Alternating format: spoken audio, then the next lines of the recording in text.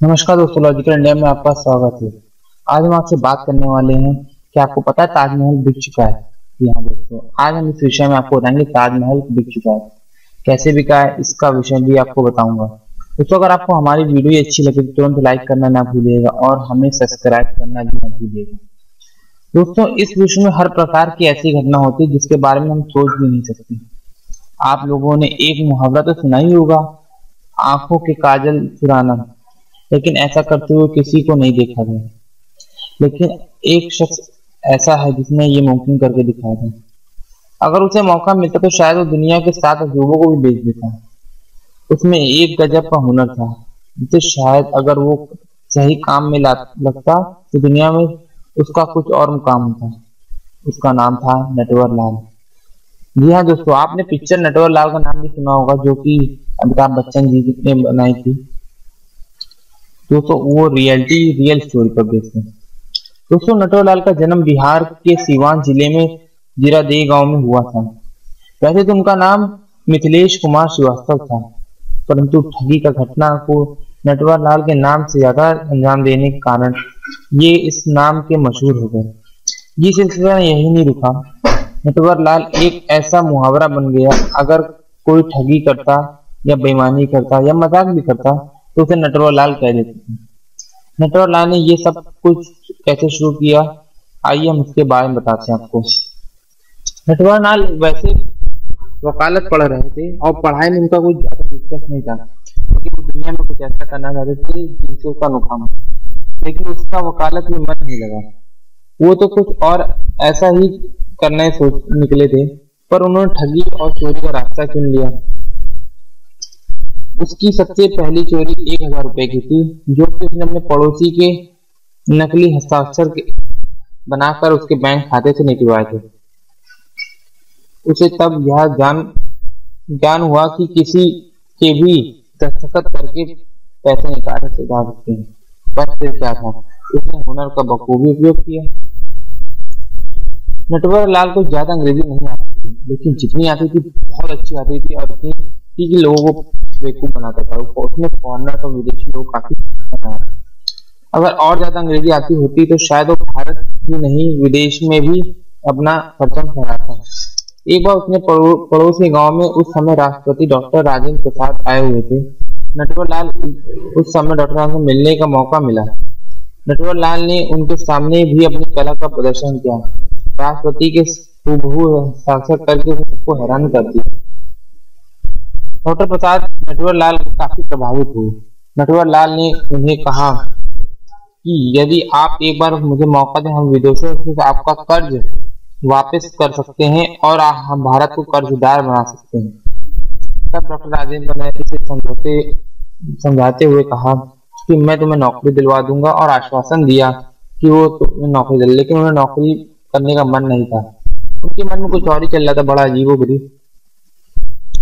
तो एक बार वो ताजमहल देखने गए थे। तो मैं ताजमहल की एक सिंपल कहानी उनको बताता हूँ आपको। ताजमहल देखने गए, ताजमहल में वहां पे कुछ सैलानी खड़े होंगे अंग्रेज। तो उसने देखा कि ये इनके पास $15,000 है। तो उसने कहा, सर आपको खरीदना ताजमहल? उन्होंने कहा, yes I want to buy it. So how much it will be? He said that it will be $25,000। But he said, उसने बोला कि मेरे पास तो $15,000 है।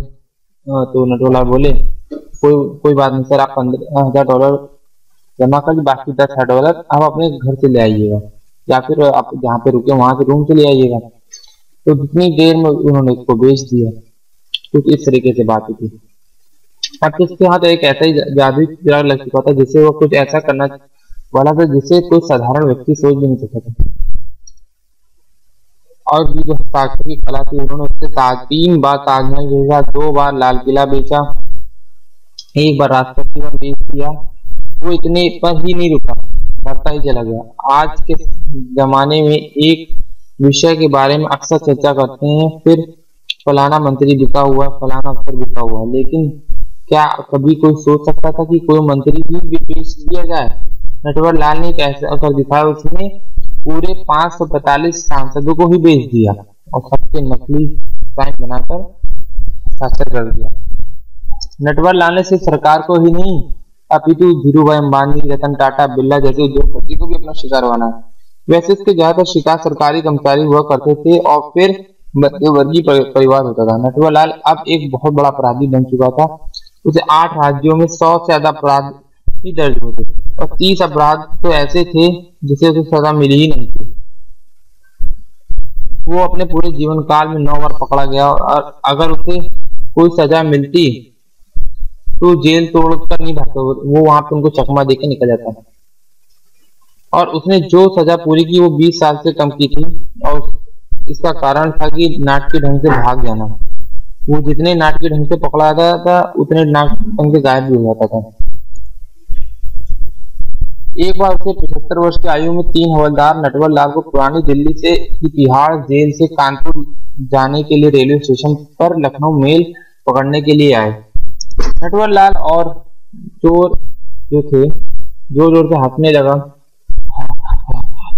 मेरी सांस फूल ली, वो ऐसे हांफने लगा। तो एक हवलदार उसके लिए दवाई लेने चला गया, फिर दूसरे को देखा तो मेरे कुल पानी ला।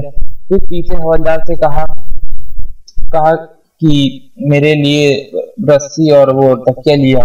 उतने में वो फिर चौथा जो हवलदार था उसने कहा मुझे बाथरूम लगी है, मेरे हाथ कड़ी खोल दो, मैं जाना चाहता हूँ। वो उतने में हथकड़ी को तो वो बाथरूम जाके भाग गया और नटवरलाल इस तरीके रफू चक्कर हो गया और इस बार में तीनों हवलदारों को निलंबित कर दिया गया। नटवरलाल को कुल जो सजा हुई थी वो थी पूरे 113 साल की सजा हुई थी, जिसमें से वो कई बार भाग गया, पूरी सजा भी नहीं की।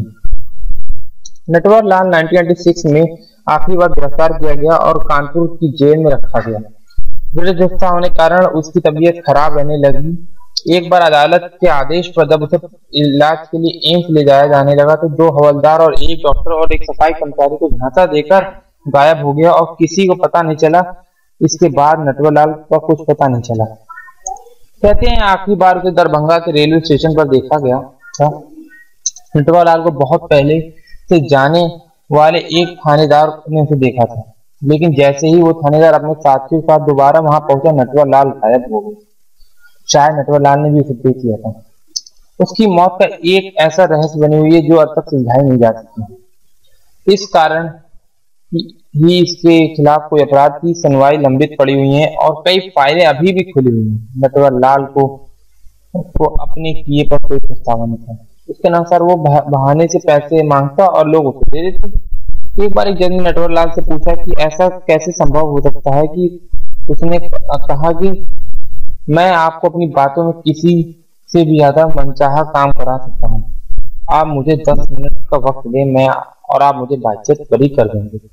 जज भी हैरान होकर बड़ा ही पहुंचा हुआ आदमी। तो दोस्तों अगर बात करें नटवरलाल के परिवार में तो उनकी जो धर्मपत्नी थी उनकी मृत्यु हो चुकी थी। उनकी मृत्यु होने के पश्चात वो अकेले पड़कर और इन सब चीजों में घुस गए थे। उसका भाई का दावा है कि 1996 में नटवरलाल की मौत हो चुकी थी, लेकिन नटवरलाल के मरने के कोई पुख्ता सबूत नहीं मिले, इसलिए आज तक नटवरलाल को मरा हुआ नहीं घोषित किया गया। दोस्तों मरने पर भी उसने ठगी गई। नटवरलाल ने मरने का नाटक कर सभी लोगों को ठगी की। 2009 में नटवरलाल के वकील ने उसके खिलाफ 100 मामले हटाने की दायर की थी।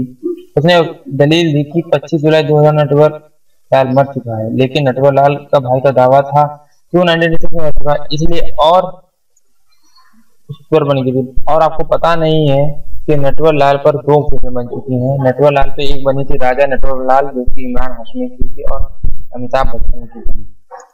2 मूवीज बन चुकी थी।